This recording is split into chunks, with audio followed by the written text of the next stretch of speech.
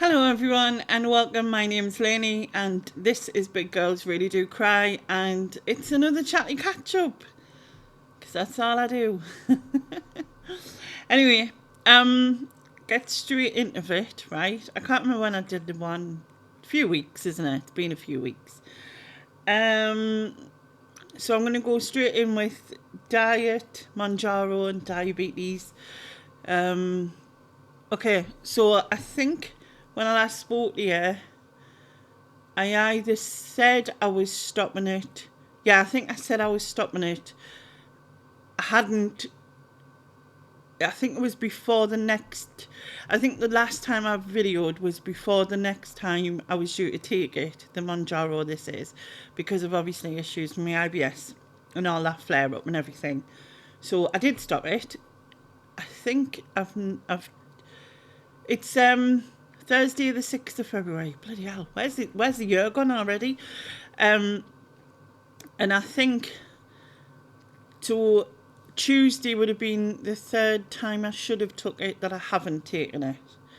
I think. Second or third. Don't know. I think it's definitely the third time. Yeah. Anyway, things have improved with the flare up and everything, so that's really good. It did take a little bit of a while, and she did think that anyway because it stays in your system a little bit afterwards, etc. I have had a slight increase in hunger last week. I know that I was kind of aiming for 2,000 calories, which I was struggling to do on the Manjaro, but I was there or thereabouts, 1,800-ish, averagely, I would probably think. And although if I was just doing calorie counting, I would have been on a higher calorie intake because my calorie deficit is 2,500 now, probably. I don't know, because I don't know what I weigh, so I don't know. Anyway, obviously I was doing Manjaro for the diabetes side of things, but obviously the food side of things was a bonus, even though I had been losing weight beforehand. It would be nice to know where I was at, but that's a different story. So yeah, the hunger did increase. Like this week, it being that it's Thursday, the week starts on a Sunday. I've had one. Yes, was it yesterday or the day before? No, not yesterday. The day before yesterday, I had 2,300 calories, I think.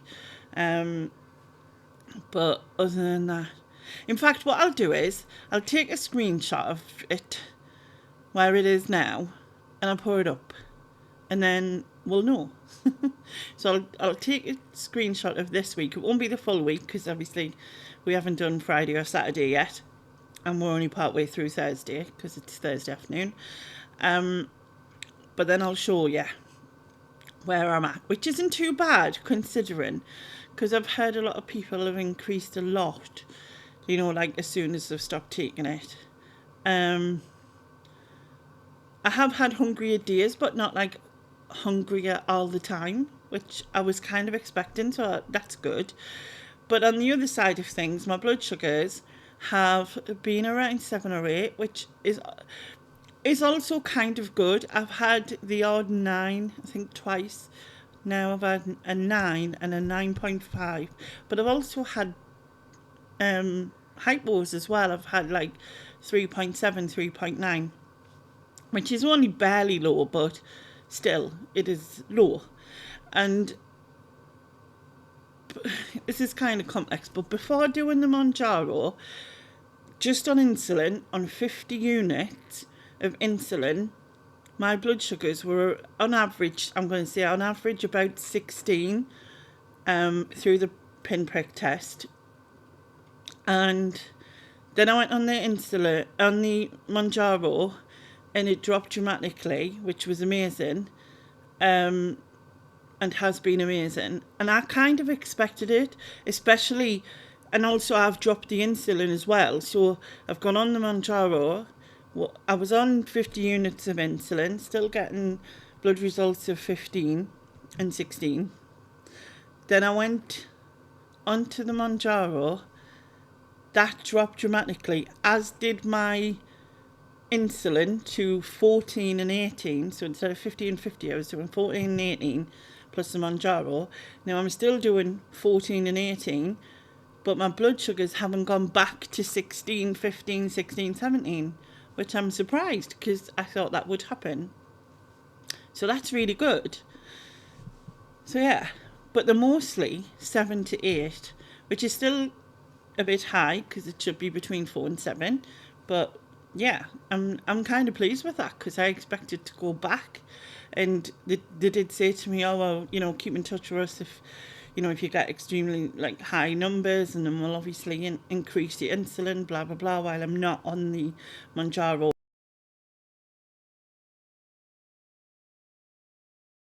So the aim is for us to go back on the Mounjaro when everything's completely settled, which it pretty much has. I'm just looking at my notes. And I need to speak to my diabetic nurse. I thought she was meant to ring me at the end of like January, but I haven't heard from her.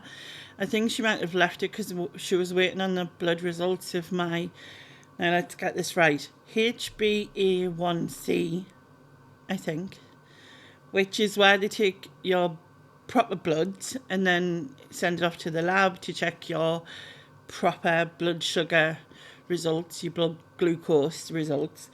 Now, they did mine, and because I hadn't heard from her, when I phoned up my GP to ask for a repeat prescription, I asked them if like they knew the results, because I thought, I want to know, you know, I want to know if it's how it is now. So prior to insulin and Mounjaro, my blood glucose test was 123, which is really high because it's supposed to be between 30 and 42. That is normal. 42 to 47, 48 is pre-diabetic. Now, mine was 123, as I said, and they're now 48, which is mad and quite amazing. So yeah, I'm over the moon with that because that's really good. It's pretty much borderline, you know, pre-diabetic, and that is really good. So I'm hoping that by the time that is done again, that will lower again, and then I will be, you know, either normal or like getting there, as it were. So yeah, so that's basically where I'm at with that. I just need to speak to the diabetic nurse, and then obviously I will be going back on the Mounjaro, and I really hope to get off insulin altogether. So fingers crossed. And I won't be mucking it up like I did last time. There'll be no cake and no half a box of chocolates this time. Sort of on from that, I had an issue with my toe. Yeah, so I had an issue with my toe in that it became really sore and swollen and stuff, and then it started to weep outside the side of the nail, and I thought, oh, like I know that when you're diabetic, you've really got to like watch your feet type of thing, and podiatry do come out to my home to cut my nails and things, but they are a bit, what's the word? Inconsistent. Yeah, that's the word. So anyway, had an issue with my toe. Now, I was on antibiotics for a water infection, and I spoke to my GP, said that this was happening. They said, oh, well, you're on these antibiotics, that'll work for your toe too. That was it. Didn't look at it, didn't anything. I was like, okay. And then randomly my diabetic nurse rang me to see how I was. This had been like only a few days after stopping the Mounjaro, and I thought I'll mention it to her, so I did. So she says, oh, I really want you to be seen by podiatry because obviously risk and things. So podiatry did come out. They looked at my toe and she was like, oh, I was expecting it to be much worse. I'm going to stick a picture in right now. Okay. No, in fact, I'll explain first. So she was like, oh, I expected it to be much worse by what your diabetic nurse said, blah, blah, blah. I was like, bloody killing? You know what I mean? And I mean, it was killing. I was so sore. I couldn't stand anyone touching it. The slightest touch was so painful. And it was, like I said, it was red, swollen, and weeping slightly at the side of my nail. Anyway, it turns out that my nail had been growing into the side of my toe, hence the problem. So she had to cut it. Oh my God. I would rather have had a kid. I'd rather have had 6 kids in a row. Do you know what I mean? That was just like really painful. So she cut it, but then not only did she cut it, she had to squeeze all the gunk out of it until it was just pure blood. And I was like, ugh. But it was so painful. Like, I suppose if you're taking something sharp into your skin and then you're pressing on it, it bloody is painful. So anyway, she did that and then she plastered it all up and everything. And went on her merry way. Anyway, I'll share the photos now.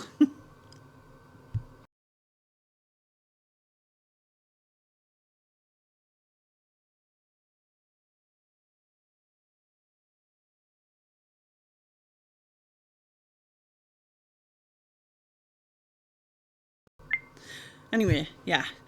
So, yeah, I hope you looked away if you not, like, have issues with toes.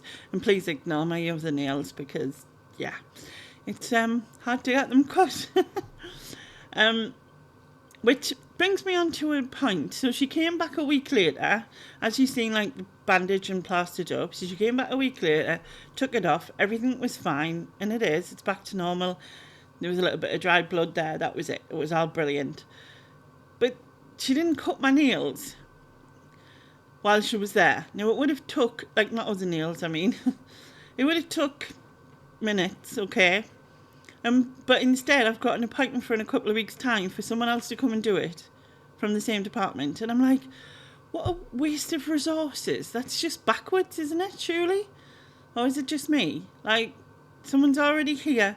And I did say this to her. And she went, oh, no, I'm just here to do an emergency appointment, so someone else will come and do that. And I just thought, such a waste of time, isn't it? Such a waste of...